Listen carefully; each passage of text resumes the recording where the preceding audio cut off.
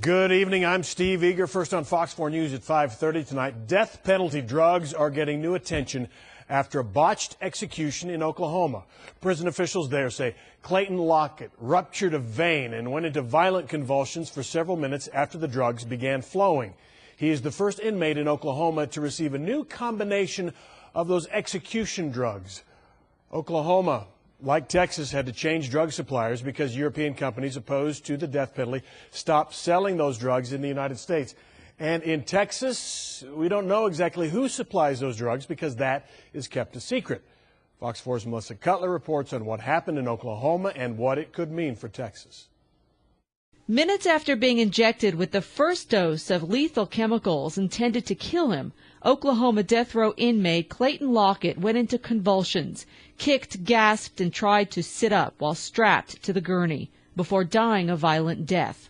There was some concern at that time that the drugs were not having the effect, so the doctor observed the line and determined that the line had blown.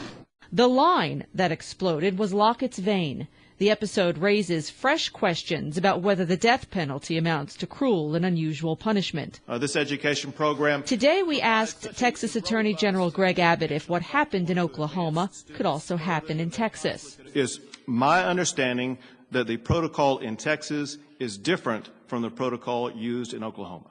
While Oklahoma uses 3 drugs in its executions, Texas uses 1, pentobarbital, provided to the state by a secret supplier.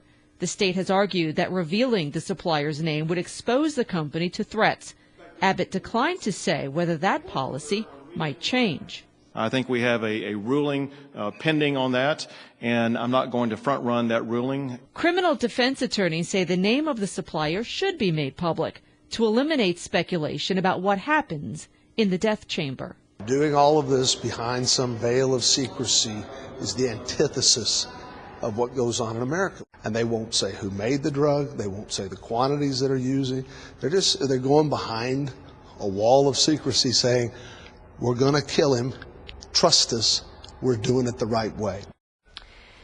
And the Attorney General points out that the problem may have been with the inmate's veins, not with the drugs, although Lockett's attorney says there was nothing physically wrong with his client. The governor of Oklahoma ordered a 14-day stay of execution for another death row inmate, Charles Warner, who was scheduled to die 2 hours after Lockett. Steve? All right, Melissa Cutler in our newsroom. Thank you.